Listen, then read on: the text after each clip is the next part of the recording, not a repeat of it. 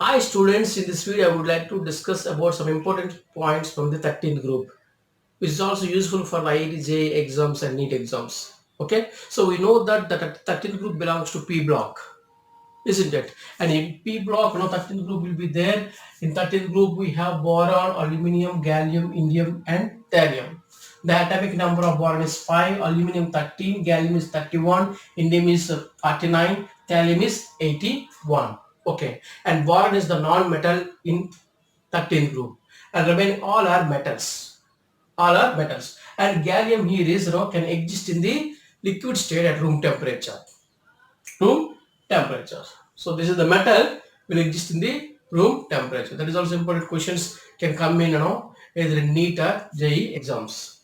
Okay, so let us focus on valence electron configuration. I have given only valence electron configuration because valence electron configuration only going to predict the stability and reactivity of those elements. Okay, so boron 2s2 2p1, aluminium 3s2 3p1, gallium 4s2 4p1, indium 5s2 5p1, thallium 6s2 6p1. So from this what we can understand, it is very clear that every element has 3 electrons in the valency, isn't it? 2 plus 1, how much? 3 electrons. So they have 3 electrons in the valency. That means 3 electrons are available for the participation in a chemical reaction.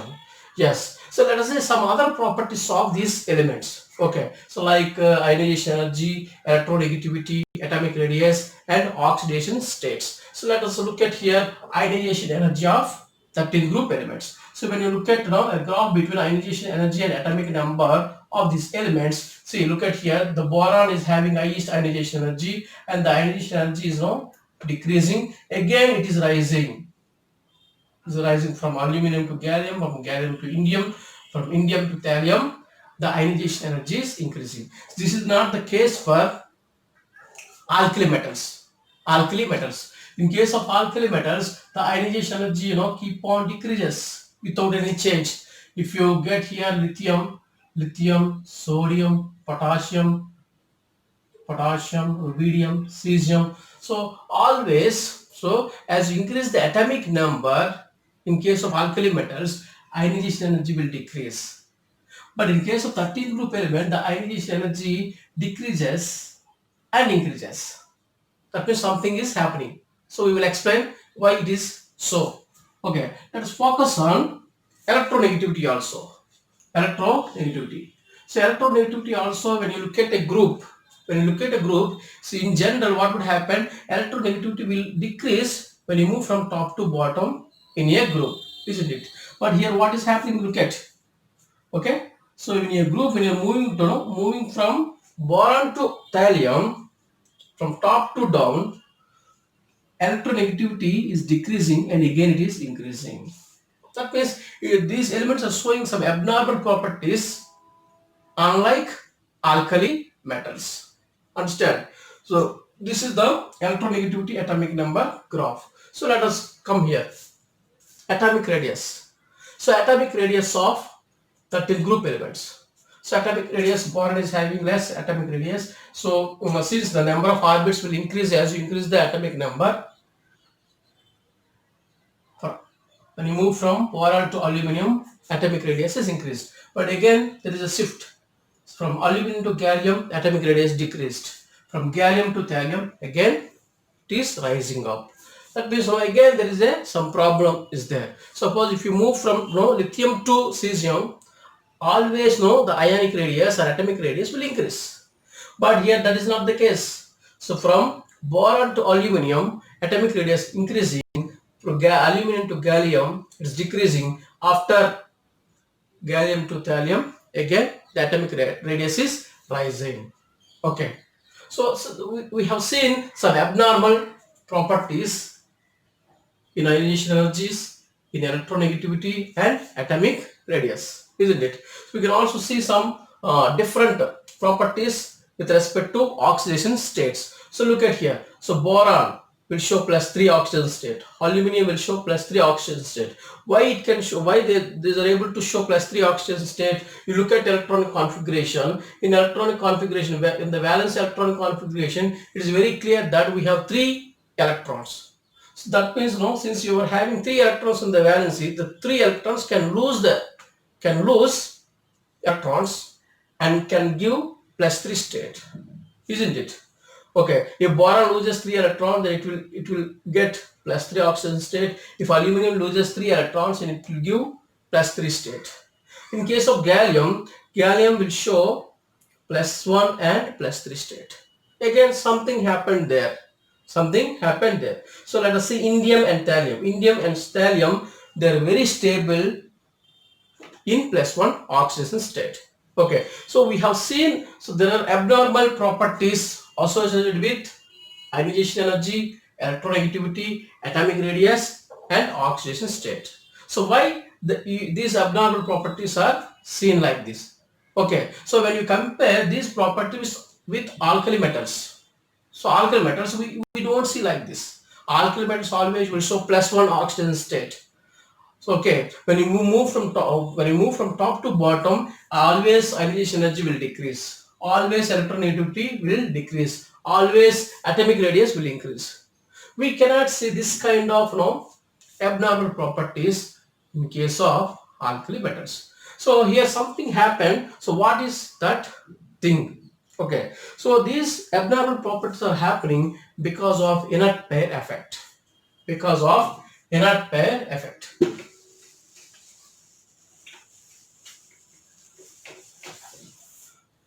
So let me explain what is meant by inert pair effect.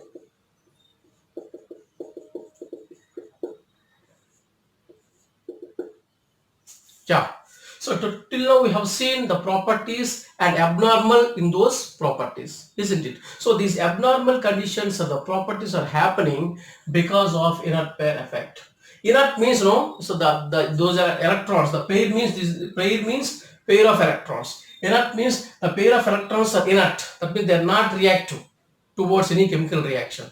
That's why it's called as inert pair effect. Inert pair effect. Look at here. So there are pair of electrons are there in the s orbitals, right? Pair of electrons are there in the s orbitals. And in case of gallium, indium, thallium, these s electrons are inert towards chemical reactions. Why they are inert towards chemical reactions? Why they are inert towards chemical reaction? Let us see. So the inert pair effect due to poor shielding of is due to poor shielding of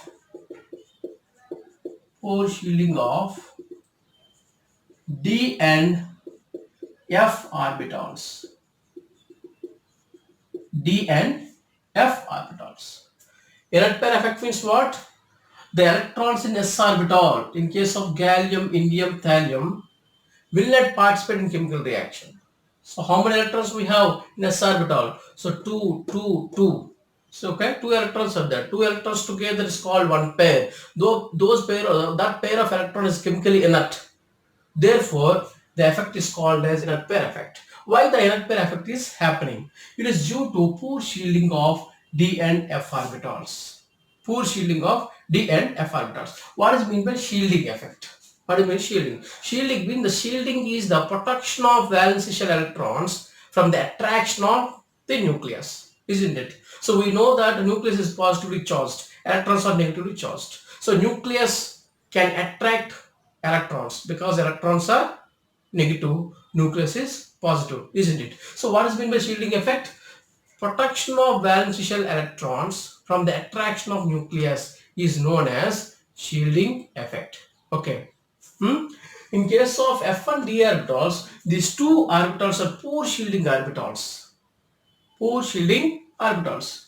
Okay, so let me write here. So s orbital is having more shielding effect than p orbital. P orbital is having more shielding effect than d orbital, and d orbital is having more shielding effect than f orbitals. So this is shielding effect. Shielding effect. Shielding effect decreasing order. Decreasing order. So S orbital is having more shielding effect, and f orbital is having very poor shielding effect. That means the electrons in the s orbital can protect valence electrons from the attraction of the nucleus. So whereas in case of f orbital, the electrons in the f orbital cannot protect valence electrons from the attraction of the nucleus. Since it cannot protect valence electrons from the attraction of the nucleus, so f orbitals are labeled as poor shielding orbitals, and s orbital is labeled as good shielding orbitals. Okay, so s orbital is having highest shielding effect and f orbital is having poor shielding effect. After f orbital, d orbital will come. In presence of d orbitals and f orbitals, generally what will happen? So the attraction of the nucleus upon valence electrons increases, isn't it? So let us see. So which element has d orbitals among all these 5 elements? Okay, I hope you understood what is inert pair effect. Inert pair effect means the pair of electrons which are chemically inert. That's why the effect is called as inert pair effect. Why the inert pair effect is happening? Because of poor shielding of d and f orbitals. So the electrons in the d and f orbitals cannot protect valence electrons from the attraction of the nucleus. From the attraction of the nucleus. Isn't it? That means if you have d orbitals, f orbitals before valence electrons, the attraction of the nucleus will be more upon the valence electrons, because d and f orbitals are very poor shielding orbitals. Got it my point? So now, so wherever you have d and f orbital, there the attraction of the nucleus will be greater upon the valency electrons. Now we have to find out in which case you have d and f orbitals. In which case you have d and f orbitals. So let us look at here boron 2s2 2p1. Okay, so it has first orbit will be there and second orbit is there. So in second orbit you don't have any d and f orbital. Let us focus on aluminum. It has third orbit. In third orbit, before third orbit, what is the second orbit will be there. In second orbit you don't have any d and f orbital. But look at here, the valence orbit of gallium is fourth orbit. Fourth orbit you have 3 electrons. But before fourth orbit, do we have any d orbital? Yes, we have d orbital, because before fourth orbit you have third orbit. In third orbit, d orbital can exist. So fourth orbit you have in fourth orbit you have 3 valence electrons. So before fourth orbit you have third orbit. In third orbit you have d orbital. D orbital. So what about here? A fifth orbit, fifth orbit is there. Before fifth orbit you have fourth orbit. In fourth orbit you have d orbitals and f orbitals also. Here also. So this is sixth orbit, and before sixth orbit you have fifth orbit. In fifth orbit you have d orbitals and f orbitals. Okay, so these two elements are not having any d and f orbitals before valence electronic configuration. But when you look at gallium, indium, thallium, so before valency orbit you have orbits which are having d and f orbitals. D and f orbitals. Since you are having d and f orbitals, and we know that these are poor shielding orbitals. These are poor shielding orbitals. Poor shielding orbitals means the electrons in these orbitals does not protect valence electrons from the attraction of the nucleus. Let us assume that you have here nucleus. Let's assume that you have here nucleus. So in presence of d and f orbitals, the attraction of the nucleus upon valence electron will be more or will be greater. Will be greater, isn't it? But anyway, 3d orbital is not that much poor shielding orbital. It's the shielding effect of d orbital, 3d orbital is moderate. So if you come down to gallium, you see here, so 4d 4f, 5d 5f. Okay, so here d orbital is there and f orbital is there. Here also d orbital is there and f orbital is there. And indium and thallium will experience more poor shielding effect. More poor shielding effect, because f d orbital together present in these elements. Okay, since these are now very poor shielding orbitals, then the electrons in these orbitals cannot protect valence electrons from the attraction of the nucleus, because these are poor shielding orbitals. Then what happens when the attraction between nucleus and this s electrons increases, this it is very difficult to remove those electrons. When there is a more attraction between 5s electrons and nucleus, then these electrons cannot participate in chemical reaction. Here also.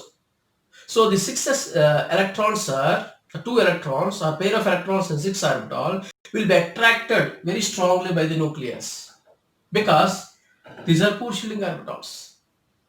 So poor shielding orbitals cannot give any protection to the valency electrons from the attraction of the nucleus. So there is a more attraction between nucleus and electrons in the 6s orbital. And these electrons are very strongly attracted by the nucleus, so that they are not available for the any chemical reaction. That's why, so in case of indium thallium, the oxygen states are stable at +1 state because these electrons doesn't want to participate in chemical reaction because these are very strongly attracted by the nucleus because of poor shielding effect of d and f orbitals. Got it? That's why indium and thallium will try to show stable +1 oxygen state. Gallium will try to show +1 +3. Okay, and boron, aluminum, we doesn't see any shielding effect or inert pair effect. That's why they will be able to show +3 oxidation state. That's what inert pair effect. Okay, so we can also see here now inert pair effect will increase from top to bottom. Inert pair effect will increase top to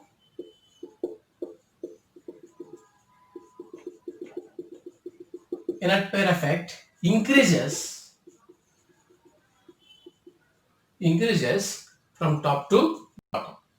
Yes. So because the size of orbitals are increasing, here it is 4d 4f, it is 5d 5f.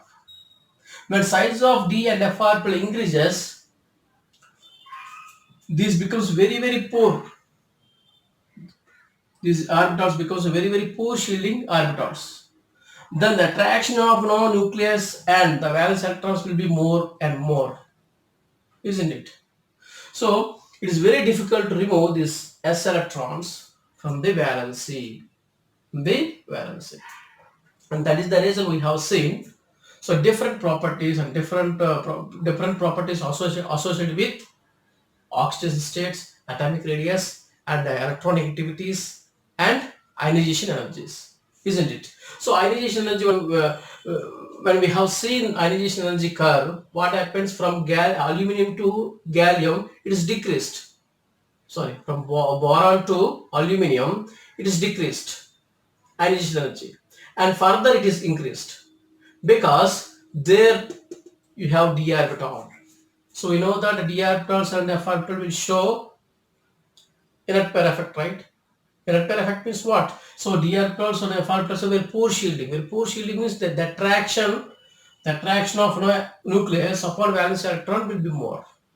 When the attraction is more, when the attraction of the nucleus is more upon valence electrons, in order to remove that valence electron, you have to spend a lot of energy.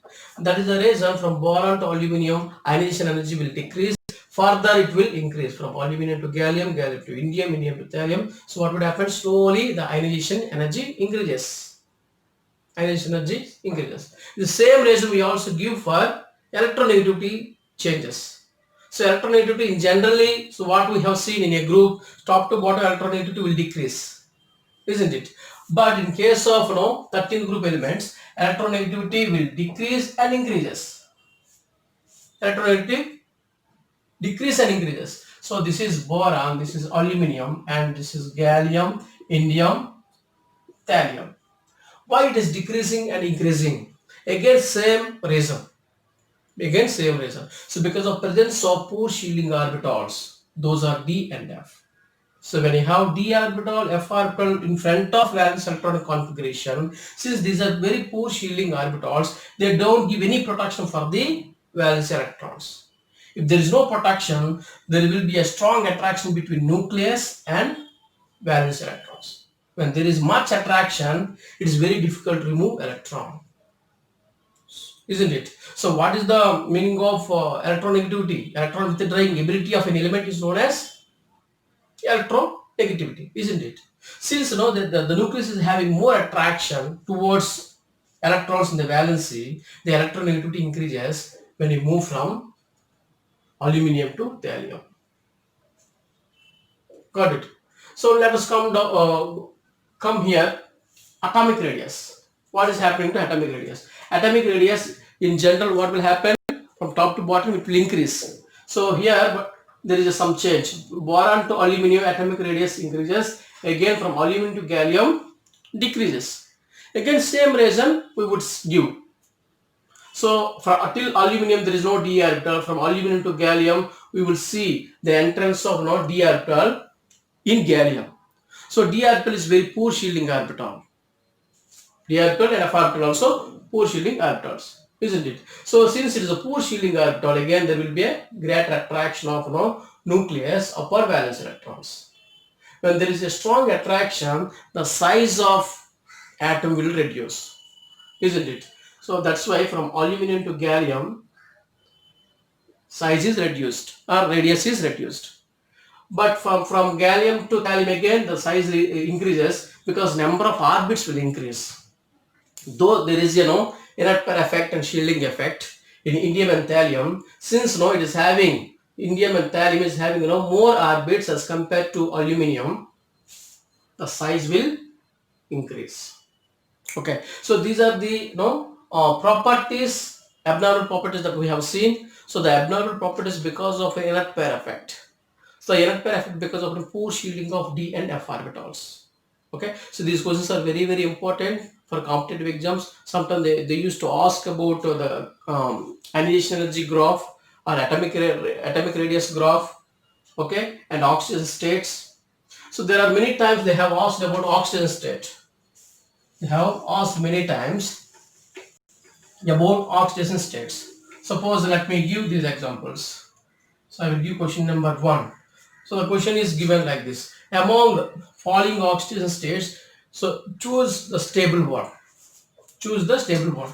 So I will give gallium in +1 state, option A, and indium in +1 state.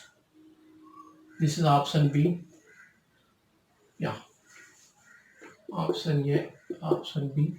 So next I'll take indium in +3 state and thallium in +1 state. Among these 4 options, which one is more stable? Which one is more stable? So gallium is given in +1 state. So gallium can show +1 state as well as +3 state.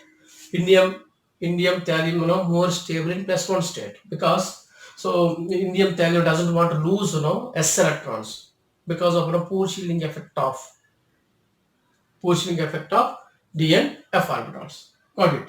Yeah. So now thallium +1 is stable. Thallium +1 is stable, and indium thallium +1 and indium +1 also both are stable. So among these two, which is more stable? I told you that no. So when you move from top to bottom, inert pair effect will increase. Inert pair effect will increase, and shielding effect of F1 d orbitals will decrease. Shielding effect decreases means the attraction of nucleus and valence electrons will increase. When that increases, the stability of +1 state will be more, not +3 state, isn't it? That's why thallium +1 is more stable. Okay, so we understood what is mean by inert pair effect, shielding effect, what orbitals are poor shielding orbitals, what orbitals are strong shielding orbitals, why there are abnormalities. We have seen some abnormal conditions in atomic radius, oxygen states, and electronegativities and ionization energies. Okay, so one more question let me give.